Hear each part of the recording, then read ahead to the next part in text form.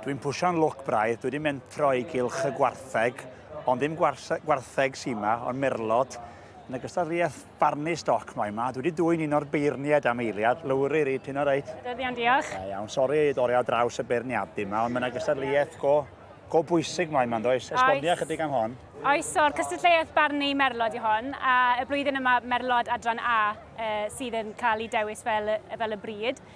So mae yna 2 gylch yn mynd yma, mae 4 yn bob cylch, so maen nhw'n cael eu pleisio wedyn A, B, X, Y. Mae'r beirniad ifanc wedyn yn gorfod rhoi eu rhesymau ar ôl hynny o pam bod nhw wedi rhoi nhw yn yr order yna wedyn. Reit, oce. So mae yna marciau i gael wedyn o ran y steil, maen nhw'n rhoi y rhesymau, pwyntiau rhwng sut maen nhw wedi pleisio nhw.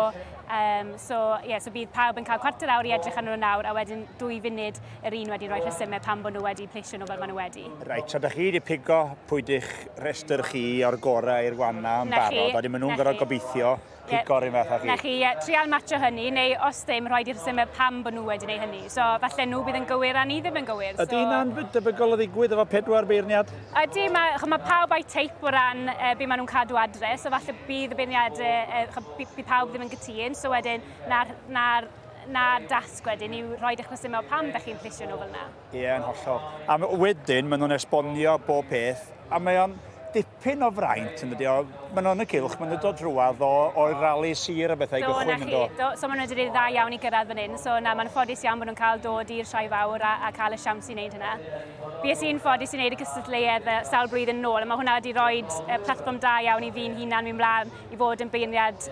Fi sy'n beirniad o mas yn Prag, yn mis Mehefin. So fi'n ddiolchgar iawn i'r YFC am y cyfleoedd hyn, so mae fe'n rhoi chi ar y platfform i symud mlaen, roed yr hyder a cael y cyfle i wneud rhywbeth beth. A mae o jyst yn platfform, ydych chi'n gweld y criw ifanc, mae yna bob oed yn y cylch fan iwan. Maen nhw'n cystadlu ar y Barnu merlod, maen nhw wedi bod yn y generation game, maen nhw ar draws y maes yn bob man yn gwneud gwahanol bethau. A dwi'n sylwi, ydych chi'n mynd i bob stondin ar y maes, fel ti, beth ydy'r swydd diodd i ddydd? Gweithio i ID Cymru dwi, so efo'r gwartheg a defed dros Gymru.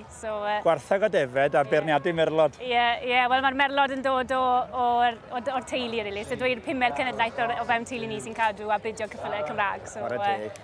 A dipyn o fraint bod yn y cylch fel beirniad, dwi'n siŵr?